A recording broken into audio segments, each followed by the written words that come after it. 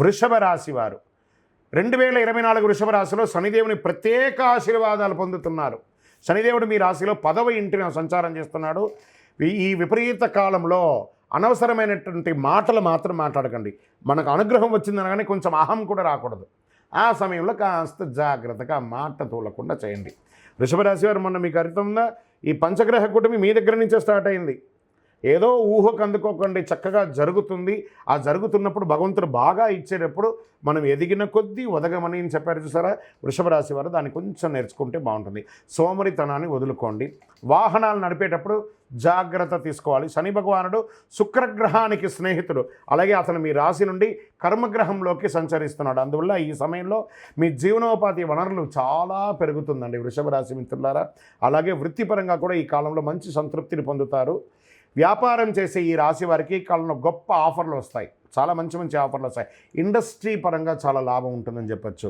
మీ యొక్క ఆర్థికం డబ్బు ఆదాయం ఆ పొదుపు చేయడంలో కూడా మీరు విజయం సాధిస్తారు. అదే సమయంలో ఎవరికైనా అప్పులు ఇచ్చేటప్పుడు చాలా జాగ్రత్తగా చూసి ఇవ్వండి. అదే సమయంలో శనిదేవుడు మీకు పూర్వీక ఆస్తిని కూడా రప్పించే మార్గం చేస్తున్నారు. మీ రాశిలో అదృష్ట సంఖ్యగా అధిపతి కాబట్టి ఈసారి అదృష్టం మీకు అనుకూలంగా ఉంటుంది. దేశీయ విదేశీయ అంతర్జాతీయ ఖ్యాతి పోటీ పరీక్షల్లో విద్యార్థులు కూడా చాలా యోగాన్ని ఇస్తున్నారు. ఇది వచ్చి 1 సంవత్సర కాలం యొక్క ఫలితం అండి. ఇదేదో 1 మంత్ది కాదు. శని వక్రగతి ద్వారా పొందే ఈ రాశులన్నీ కూడాను లాభం పొందుతాయి. కాబట్టి శని వక్రగతిని భయపడాల్సిన అవసరం లేదు. ఇందులో యూనివర్సల్గా ఒక పరిహారం ఉంది. ఏం చేస్తారంటే నవగ్రహాలలో ఉన్నటువంటి శని భగవానుడు పశ్చిమ భాగంలో ఉంటారు. ఆ పశ్చిమ భాగంలో ఉన్నటువంటి ఆ నవగ్రహాలకి ఒక చిన్న బెల్లం ముక్క నైవేద్యంగా పెట్టండి. నువ్వులతో దీపం కరెక్ట్గా తీసుకుపోయి శని భగవాను పాదాల దగ్గర వెలిగించకండి. కొంచెం కింద దూరంగా పెట్టి నువ్వుల నూనెతో ఆ నువ్వుల ఉంటుంది, ఒక చిన్న బ్లాక్ క్లాత్ తీసుకోండి, అందులో నువ్వులు వేయండి, దాన్ని ఉండగా కట్టండి.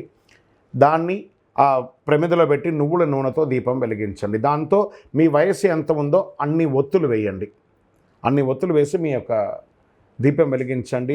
ఆ స్వామివారిని ఎలా ప్రార్థన, నీలాంజన సమాభాసం రవిపుత్రం యమాగ్రజం ఛాయా మార్తాండ సంభూతం తన్నమామి శనైశ్వరం కాకధ్వజాయ విద్మహే ఖడ్గహస్తాయ ధీమహి తన్నో మంద ప్రచోదయాత్. ఆయన దగ్గర ఏమేమి అడగచ్చు, ఆయన ఏమేమి మనకిస్తారు? దేహి మే బుద్ధి వైశిష్ట్యం, దేహి మే నిత్య యవ్వనం, దేహి మే పరమానందం, దేవదేవ జగత్పతే.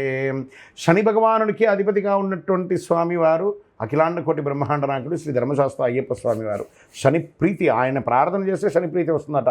అలాంటి అయ్యప్ప స్వామివారి 18 అవతారాల దేవాలయం మనం తిరుపతిలో నిర్మించాము. కపిల తీర్థానికి దగ్గరలో జీవకోన అనే ఒక ప్రాంతంలో జీవలింగేశ్వర స్వామి వారి సన్నిధానంలోనే ఈ అయ్యప్ప స్వామి వారి 18 అవతారాల దేవాలయాన్ని నిర్మించి ఉన్నాం ఆల్రెడీ. ఇంకనూ ఆ దేవాలయంలో 27 నక్షత్రాలకు 12 రాసులకు కూడా దేవాలయం నిర్మించబోతున్నాం. మీరు తిరుపతికి వచ్చినప్పుడు మన దేవాలయాన్ని దర్శనం చేసుకోండి. రైల్వే స్టేషన్ నుండి బస్ స్టాండ్ నుండి ఒక 3 కిలోమీటర్ దూరంలోనే ఉంటుంది. మీరందరూ కూడా క్షేమంగా ఉండాలి. శని భగవానుడు చాలా మంచివారు, ఐశ్వర్యవంతుడు. శని భగవాను చూసి భయపడకండి. శని అనకండి, శని భగవానుడు శనైశ్వరుడు అనండి. అనుగ్రహం పొందుతారు. విజయోస్తు. వందే మాతరం, వందే మాతరం, వందే మాతరం.